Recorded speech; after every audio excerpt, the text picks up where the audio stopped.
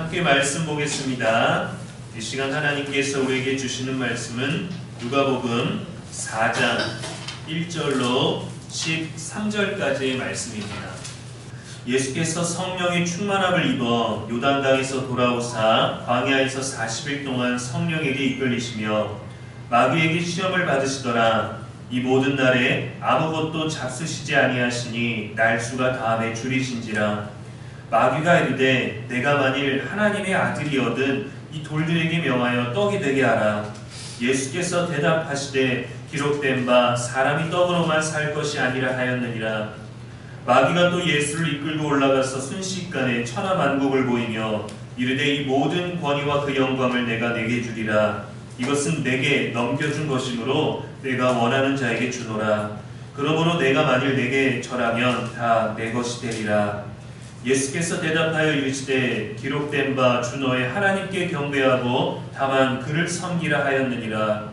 또 이끌고 예루살렘으로 가서 성전 꼭대기에 세우고 이르되 내가 만일 하나님의 아들이거든 여기서 뛰어내리라. 기록되었으되 하나님이 너를 위하여 그 사자들을 명하사 너를 지키게 하시리라 하였고 또한 그들이 손으로 너를 받들어 내 발이 돌에 부딪히지 않게 하시리라 하였느니라. 예수께서 대답하여 이르시되 주 너의 하나님을 시험하지 말라 하였느니라. 마귀가 모든 시험을 다한 후에 얼마 동안 떠나니라. 아멘. 이는 살아계신 우리 하나님의 말씀입니다. 이 시간 시험은 끝나지 않았다라는 제목으로 말씀 전하겠습니다. 우리나라에는 수능 시험이 있습니다.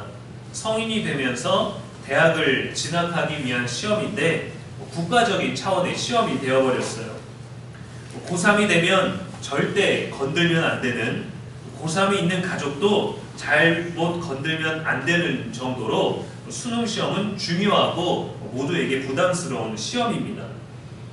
유치원과 초등학교, 중학교, 고등학교를 거쳐가며 지식을 배우고 사회생활을 배우고 이제는 성인이 되면서 무엇을 배울지를 내 인생의 계획 또 내가 배우고자 도전하는 모든 것들을 스스로 선택하는 또 하나의 과정일 뿐인데 마치 인생의 종지부를 찍는 듯한 것처럼 시험이 되어버렸죠. 12년의 의무 교육 과정이 다듬어지고 만들어지는 게 아니라 마치 수능시험 하나를 위해 살아온 것처럼 됐습니다. 근데 대학을 가도 시험은 계속 있죠. 더 난이도가 있는 시험이 있죠. 책을 보고 답안지가 담겨져 있는 교과서를 보면서 자료를 보면서도 시험을 볼 수 있지만 그 시험은 더 어려워졌습니다. 대학원을 가도 시험은 계속 있습니다. 그 이후에도 학생으로서의 시험은 없지만 인생을 배우는 사람으로서의 또 평가와 시험과 유혹들은 계속됩니다. 제가 목사 안수를 받고 좋은 것 중에 하나가 뭐냐면 시험이 없어요. 그 전까지는 목사가 되기까지 시험, 논술, 면접, 성품, 인격, 심리, 또 신용까지 다양하게 모든 분야에서 평가를 받고 시험을 보고 통과를 해야만 했습니다. 지금은 이런 과정을 심사하는 시험이 없어요. 그러나 객관적인 시험이 아닌 삶에서 현실의 모든 순간에서 선과 악 이러한 기준에서 많은 시험이 있습니다. 유혹이 있습니다. 너무도 당연한 우리들이 일상에 주어져 있는 먹는 것, 또 물질, 사람을 대하는 것, 아침을 대하는 것 모든 과정에서 우리는 시험이 있고 유혹이 있습니다. 우리는 아침부터 시험을 맞이합니다.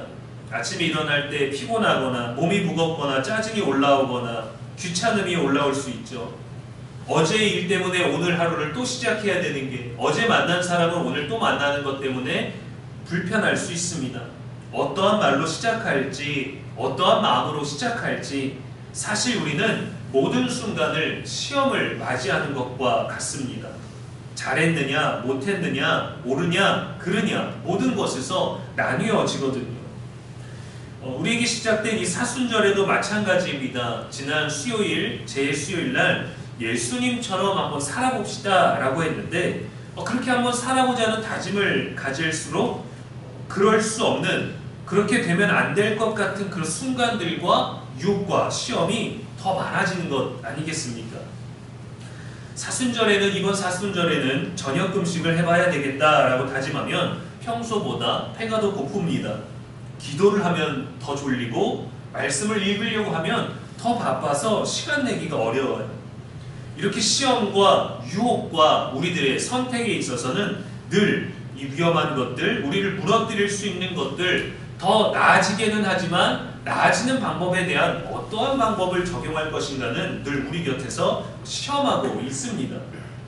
수학 문제처럼 정확하게 답이 있어서 객관적인 답이 정해져 있는 그런 맞고 틀림의 문제가 아니라 삶의 순간에 있어서 옳으냐, 그르냐, 경건하냐, 거룩하냐, 선하냐, 그렇지 않느냐라는 주관적인 다양한 시험들이 있죠.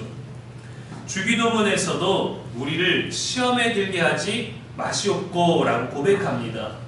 예수님도 우리가 늘 시험에 빠지지 않도록 간구하라고 가르치셨어요. 시험이 없는 게 아니라 이 시험들을 어떻게 극복하고 이기느냐. 시험이 없을 수는 없겠지만 그 모든 시험을 정말 공부를 열심히 한 사람이 시험을 가볍게 넘어가는 것처럼 우리가 예수 안에서 잘 배우고 말씀과 기도 안에 머물러 있으면 악으로 오는 시험, 우리에게 오는 유혹들도 가볍게 물리칠 수 있습니다. 그러나 우리가 고민도 많이 하고 또 우리가 갈등도 많이 한다면 가벼운 시험 안에서도 많은 고민을 하게 되겠죠. 어렵지 않은 시험에서도 많은 유혹 때문에 넘어질 수 있게 되겠죠. 이 시험들은 우리가 강할 때, 지혜로울 때, 빈틈이 없을 때 잘 오지 않습니다. 우리가 취약할 때 옵니다. 고민할 때 옵니다. 망설일 때 와요. 감정적일 때 오고, 취약할 때 오고, 힘들 때 오고, 또 불안할 때 오고, 초조할 때 오고, 잘 모르겠을 때 옵니다. 일상에서도 너무도 간단한 유혹들이 오고 고민들이 오죠. 어떤 사람이 중요한 약속에 늦지 않기 위해서 부지런히 시간 약속 전에 가려고 길을 가는데 어르신이 쓰러지는 걸 봤습니다. 그걸 보고 고민하는 순간에도 시험, 유혹, 다양한 것들이 시작됩니다. 오른쪽에서 하얀 무언가가 나타납니다. 왼쪽에서는 검은 무언가가 나타납니다.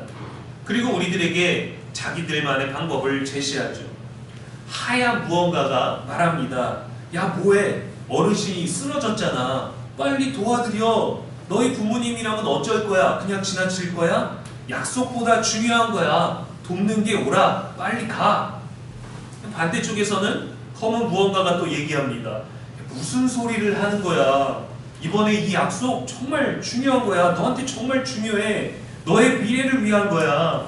돕는다고 아무도 너에게 칭찬하지 않아. 네가 지금 돕는다고 그 사람이 나중에 널 돕지 않아. 급하지 않은 다른 사람들이 가서 너 말고도 도울 수 있어. 그냥 너는 빨리 이 약속 시간 늦으면 안 되니까 빨리 가. 이 약속 너에게 중요한 거야. 다양한 갈등과 고민들이 있죠. 유혹이기도 하고 시험이기도 합니다. 그러나 다양한 경우의 수들이 있지만 이것을 선택하고 행하는 건 바로 우리 자신이고 우리 자신의 마음이에요. 돕는 것과 약속을 지키는 것부터 나뉘어 버립니다. 이 또한 고민되는 것, 우리들의 삶의 시험, 유혹의 순간들 아니겠습니까? 성경에는 세 가지 시험이 있습니다. 첫째로 사람의 욕심 때문에 생기는 시험입니다. 죄성을 가진 우리는 크고 작은 욕심 때문에 죄에 빠지게 돼요. 그 죄를 죄라고 여기지 아니하고 우리 스스로 타협하고 우리 스스로 괜찮아, 어쩔 수 없어, 그래도 돼, 한 번쯤은 괜찮아 라고 우리들의 마음 안에서 해석하고 우리들의 마음으로 스스로 이끌려가는 것이죠. 야고보서 1장 14절에 오직 각 사람이 시험을 받는 것은 자기 욕심에 끌려 미혹됨이니, 남이 주는 유혹은 아닌데 내 마음 스스로 판단하고 선택해서 우리가 죄에 걸려 넘어지게 되는 거죠. 둘째로는 하나님으로부터 오는 시험이 있습니다. 절대로 예측할 수 없는 시험. 아브라함에게 시험하셨죠. 아들 이삭을 제물로 바치라. 하나님을 경외하고 있는지, 너의 믿음이 말씀과 기도를 따르고 있는지 알아보기 위한 믿음의 시험이 있습니다. 창세기 22장 1절에 하나님이 아브라함을 시험하시려고 그를 부르시되, 세 번째로는 성도를 죄에서 빠지게 하려고 하는 사탄으로부터 오는 악한 의도의 시험입니다. 하나님을 원망하게 하고 사람을 미워하게 하고, 그렇게 욥에게 사탄이 시험을 줬죠. 욥기 2장 7절에 사탄이 이에 여호와 앞에서 물러가서 욥을 쳐서 그의 발바닥에서 점수리까지 종기가 나게 한지라. 마음만 흔드는 게 아니라 현실적인 것입니다. 질병과 고통의 물리적인 시험으로도 온다라는 사실은 참으로 우리를 힘들게 하죠. 오늘 본문에선 예수님께서도 죄에 빠지게 하려는 사탄의 유혹과 시험이 있었습니다. 그 시기가 언제냐? 육적으로 가장 연약해진 때였어요. 2절에 보니까 마귀에게 시험을 받으시더라. 이 모든 날에 아무것도 잡수시지 아니하시니 날수가 다함에 줄이신지라. 세례를 받으신 후에 성령의 충만함을 입었을 그 첫날이 아니었습니다. 40일이 다 찼을 때, 40일의 금식이 끝날 무렵 허기진 상태에서 시험이 있었어요. 예수님은 늘 성령 충만하시고 하나님의 아들이시기 때문에 사실 그 어떤 시험도 의미가 없습니다. 조금도 그분을 흔들지 못해요. 그분은 전혀 흔들리지 아니하십니다. 죄가 없는 예수님께서 어떻게 시험을 받으실 수 있을까? 라는 이 의문 자체가 불필요해요. 그런데 그분이 시험당하신 것은 사탄의 유혹과 시험 가운데 계속 노출되어 살아가는 우리들의 입장에서 이해하시면서 이길 수 있다, 내가 너를 돕는다라는 그 근거를 우리들에게 보여주시는 겁니다. 히브리서 2장 18절에 그가 시험을 받아 고난을 당하셨은즉 시험 받는 자들을 능히 도우실 수 있느니라. 그분에게는 문제가 안 되지만 우리들에게는 문제가 되기 때문에 우리를 돕기 위해 어떻게 이기는지, 어떤 때에 오는지를 알려주시기 위해서 그분 스스로 시험을 받으신 거예요. 예수님만 받으신 시험이 아니라 예수님이 받으신 그 시험의 유형이 언제든지 변형돼서 우리들에게 올 수 있습니다. 인생에서 누구나 받을 수 있는 시험입니다. 그런데 이것은 수능 시험에는 나오지 않아요. 출제되지 않아요. 변형되어서 우리들에게 알려주지도 않습니다. 한 번도 경험하지 않았지만 누구나 경험했던 것이고, 누구나 경험하지만 나만이 겪는 시험과 유혹이 우리들의 모든 일상에서 있는 거예요. 대학을 가고 취업을 하는 것보다 더욱 중요한 시험들이 우리 곁에 있습니다. 예수님은 세 가지 시험을 받으셨죠. 3절에 보니까 내가 만일 하나님의 아들이어든 이 돌들에게 명하여 떡이 되게 하라 하셨어요. 하나님의 아들에게 진짜 네가 하나님의 아들이어든 이라고 했습니다. 하나님의 자녀된 우리들에게 야, 네가 정말 하나님의 자녀라면 하고 우리들의 신분 자체를 뒤집어 버리는 그 꼬는 말들을 하는 거죠. 그리고 배고픈 자에게 육신의 욕구, 허기짐을 달랠 수 있는 능력을 가지신 분에게 그 능력을 행하라고 하는 거예요. 당연히 행할 수 있는데 그거를 너무도 마땅하게 해봐라, 내 앞에서 해봐라 라고 하는 거죠. 두 번째 시험은 순식간에 천하만국을 보이며 절하면 나의 모든 영광과 이 모든 것들을 너에게 주겠다고 했어요. 권력과 욕망에 관한 것이죠. 너무도 기본적인 것들.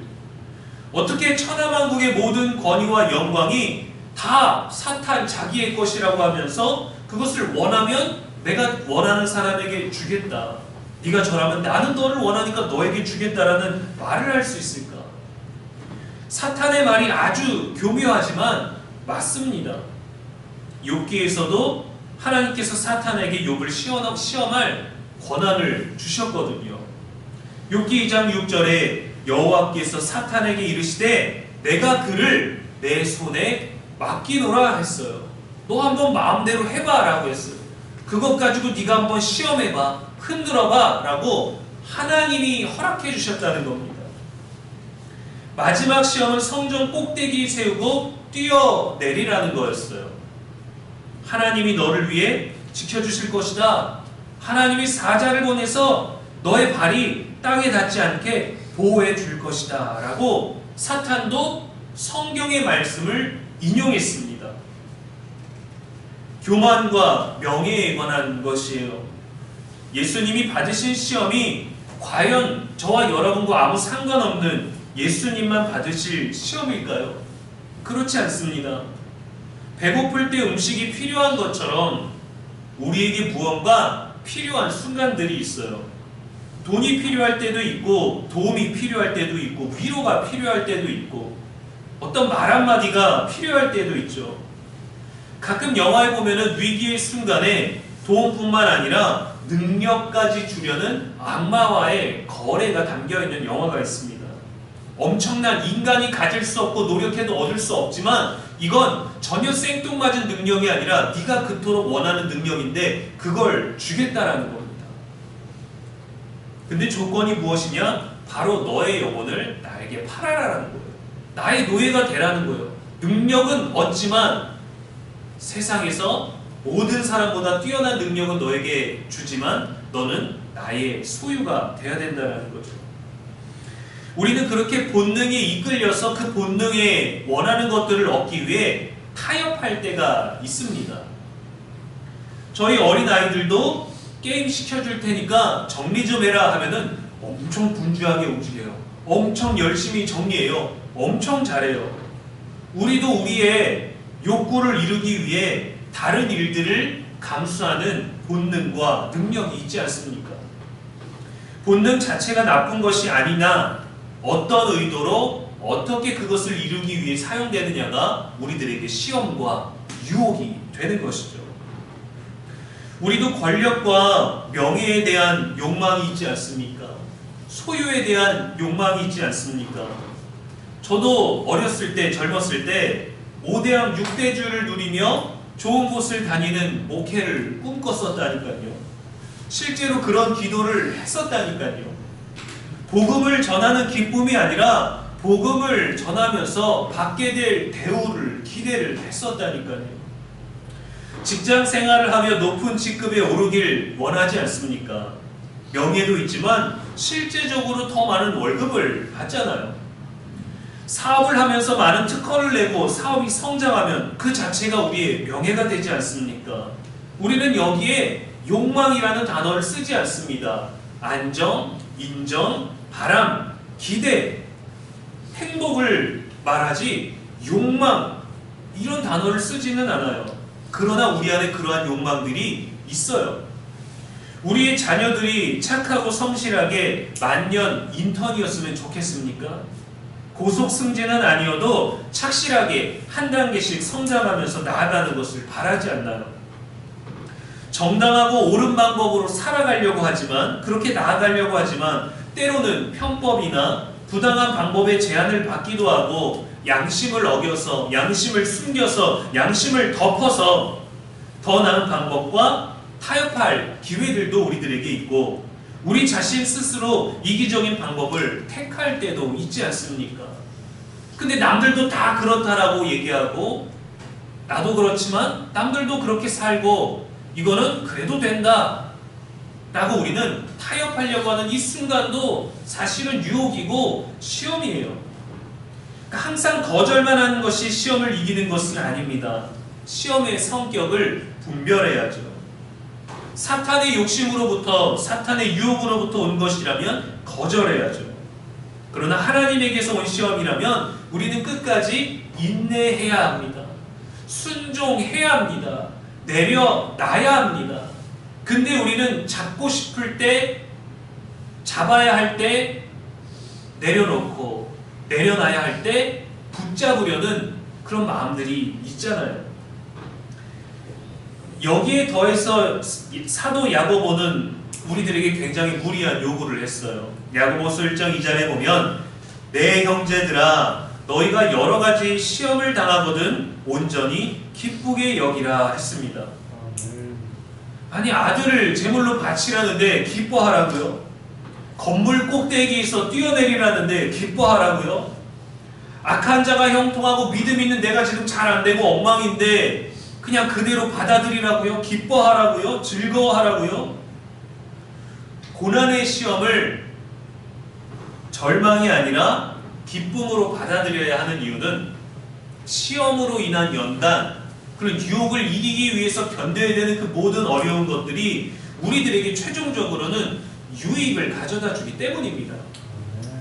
바울도 이렇게 말했습니다. 우리가 환난 중에도 즐거워하나니 환난은 인내는 연단은 소망을 이루게 하는 줄 우리가 알미니라. 우리는 믿음 안에서 세상을 살아가는 많은 유혹과 시험 앞에서 살아갈 방법과 기준이 우리는 이미 알고 있어요. 근데 때로는 우리의 본능이, 때로는 우리의 소중한 사람들이, 우리의 상황과 우리의 환경들이 시험과 유혹을 괜찮아 라고 여기게 되는 그 유혹들을 받아들일 때가 있다라는 거죠. 예수님은 어떻게 하셨을까요? 상황과 환경과 형편에 대한 해석이 아니라 말씀 있는 그대로 대처하셨습니다. 예수께서 대답하시되 기록된 바. 예수님은 자신이 곧 하나님이셨고 모든 시험을 이기실 수 있는 그 능력, 마귀를 물리칠 수 있는 능력, 마귀와 가까이만 있어도 당신은 하나님의 아들입니다라고 도망가는 그 마귀가 그 앞에 있는데 그것을 본인의 이름만으로도 물리치실 수 있는 하나님이신데도 불구하고 기록된 바라고 하나님의 말씀을 인용하셨어요. 본인은 이기실 수 있는데 본인은 대적할 필요 자체도 없는데 어떻게 이겨야 되는지를 먼저 시험을 받으셔서 우리들에게 시험을 이길 방법도 알려주셨다라는 겁니다. 기록된 바.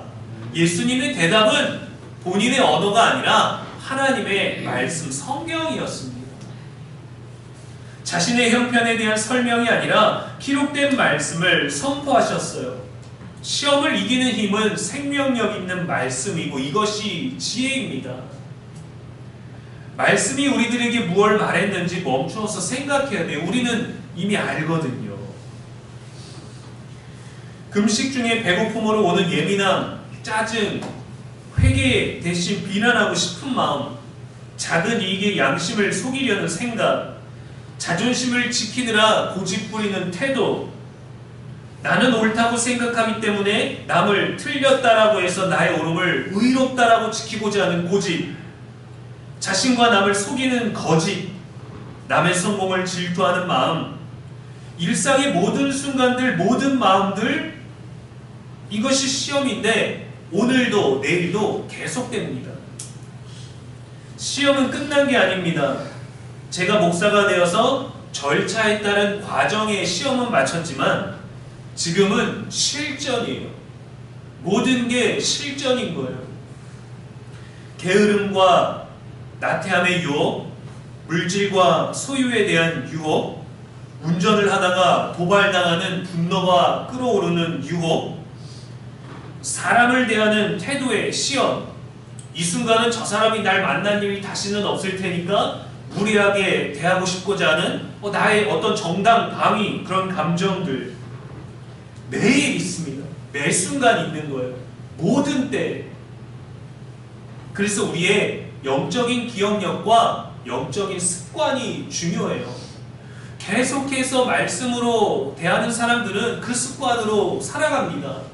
그런데 필요할 때 선택적으로 믿음을 노출시키고자 한다면 우리들은 어떤 아주 편안한 말씀만 고르겠죠.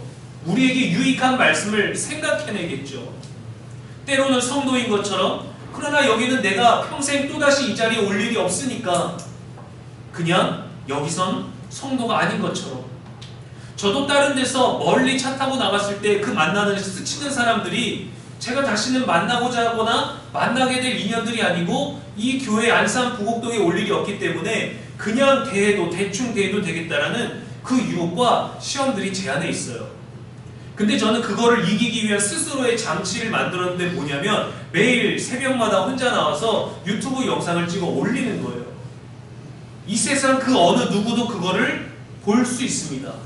저도 모르지만 서로 만날 일은 없지만 그 장치를 해둔 거예요. 나는 목사야. 나는 믿음 있는 사람이야. 나는 말씀을 듣기만 하는 게 아니라 말씀을 전하는 사람이야. 어디 가서도 누군가 우연찮게 나를 만났는데 운전하다가 창문을 내리고 손가락질을 했던 그놈이 이 유튜브에 있는 안산부곡교회 담임 목사라고 하네. 이런 일이 벌어지지 않을까. 그런 순간들의 유혹, 그런 감정들, 그런 분노들 표출했던 순간이 모두 유혹과 시험이에요. 근데 그 시험에 탈락되지 않기 위해서 스스로 장치를 했는데 그 장치가 뭐냐? 영상 유튜브가 아니라 말씀이에요, 여러분. 내가 말씀을 그렇게 전하고 저기 가서 창문 내리고 욕을 하고 손가락질을 하는 게 그게 어떻게 옳다라고 말하겠습니까?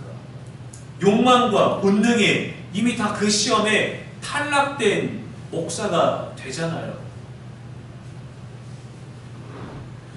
여러분, 한 번 이기면, 그렇다면 그 우리가 한순간 선택적으로 믿음의 행동을 했던 그 한 번을 이기면 마귀가 떠나가나요? 아닙니다.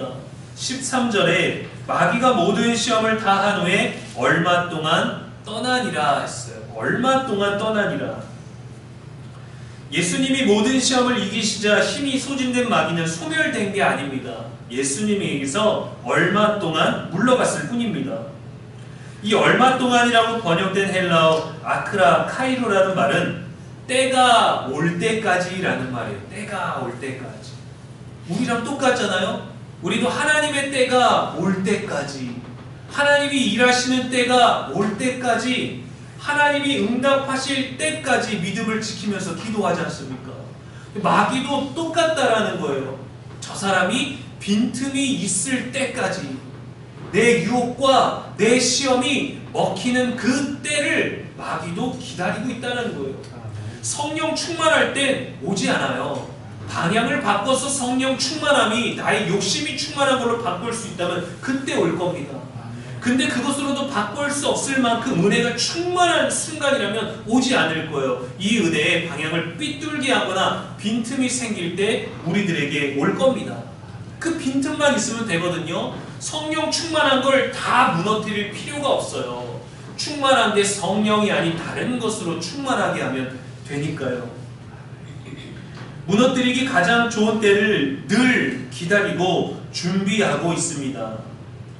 최종적으로는 예수님을 흔들 수가 없어서 예수님에게 가해를 줄 수 있는 유대 종교 지도자들을 통해서 십자가에 못 박았죠.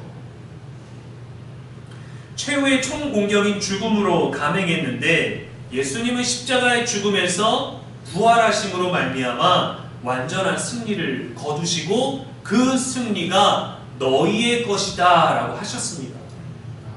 그러니까 우리는 패배하지 않기 위해서 믿고 배우는 게 아니라 이미 있는 이 승리를 가지고 살라고 말씀을 듣는 거예요. 말씀은 때마다 필요한 것들을 챙기고 나가는 게 아닙니다. 이미 승리하고 이미 행복하고 이미 완전한 하루가 우리에게 있다라고 예수님이 준비해 주신 걸 가지고만 가는 거예요. 근데 우리는 이기기 위해서, 지지 않으려고 무언가를 챙겨서 말씀 하나, 거룩한 찬송 하나, 감동적인 은혜 하나 가지고 가려고 하지만 이미 승리가 우리 안에 있어요. 우리가 성령 충만하면 충만한 대로, 약하면 약한 대로 사탄의 시험과 유혹도 있고 하나님이 주시는 시험도 있습니다. 사탄이 우리에게 여러 가지 방법으로 시험과 유혹을 주는데 최종 목표는 하나님과 멀어지게 하는 거예요. 우리가 막 칼을 들고 살인을 저지르는 게 아닙니다.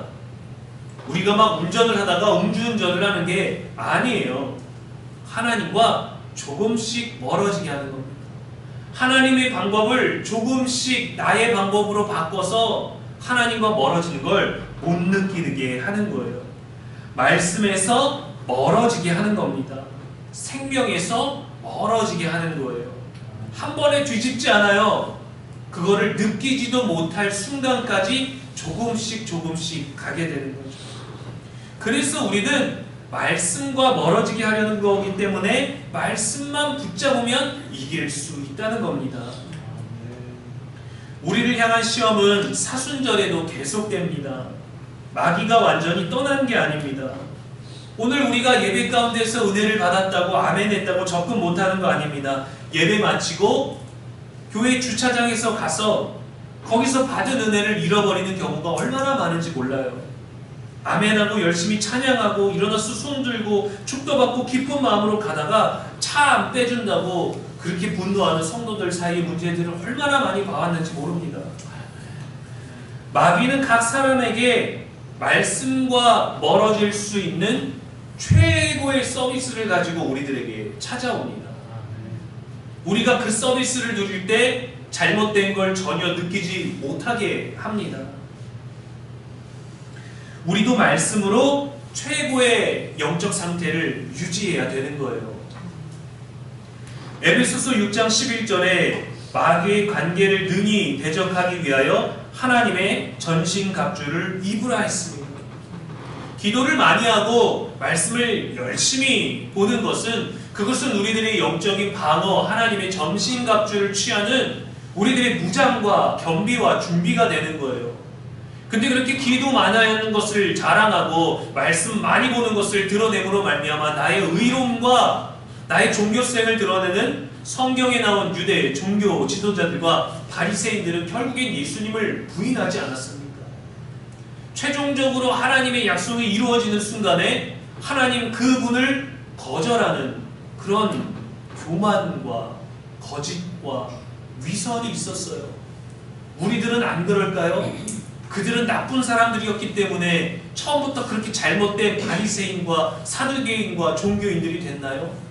우리도 우리가 옳은 종교인이라고, 우리는 믿음이 있다고, 나는 천국의 보장을 받았다고 그 마음, 그 믿음 가지고 그 태도를 가지고 살아가는데, 그러면 겸손해져야 되는데 너무 큰 나의 확신 때문에 때로는 우리가 교만하고 거짓되고 은밀하고 회칠한 무덤과 같은 잘못된 모습을 보일 수도 있습니다. 시험은 끝나지 않습니다. 시험은 천국에 들어가는 그 순간까지도 끝나지 않습니다.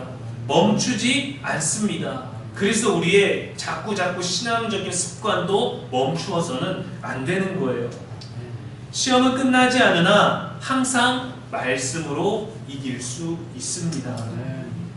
살아계신 하나님의 말씀으로 우리 모든 순간을 승리하고 기뻐하는 저와 여러분 되기를 주님의 이름으로 축원합니다.